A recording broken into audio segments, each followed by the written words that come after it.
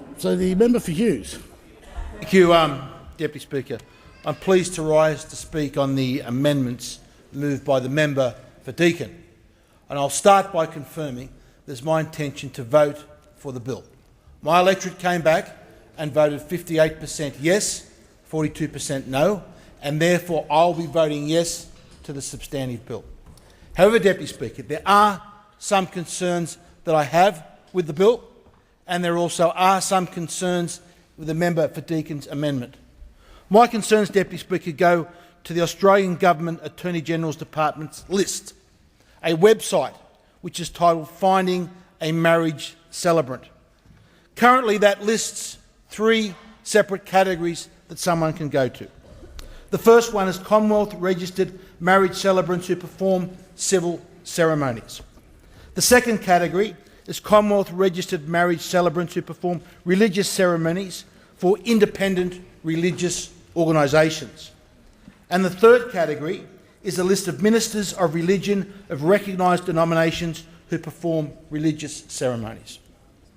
Now, what is proposed is that those under the original bill, is that those that come under the 2 second categories can refuse to solemnise a same-sex marriage. That is what the bill provides for.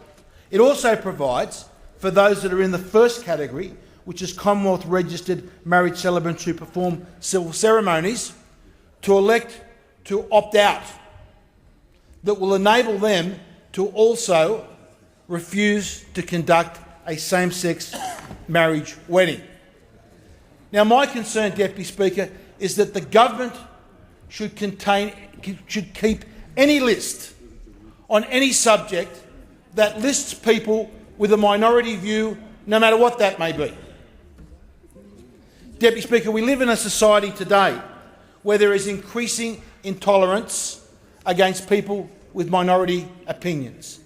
And I would sure all those in the public galleries today would oppose that.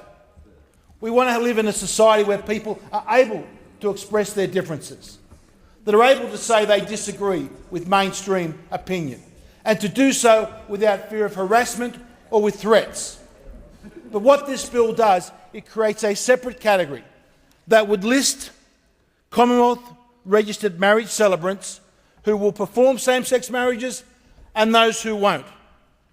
Deputy Speaker, I do not believe that is the government's responsibility. I believe it would be far better if there would be an opt-in process where those that actually wish to perform same-sex marriage weddings do so and opt in on that list. I do not think it is the government's responsibility to hold a separate list of those that don't. The other concern I have, Deputy Speaker, is that there is a 90-day window that enables those on that first list to opt out.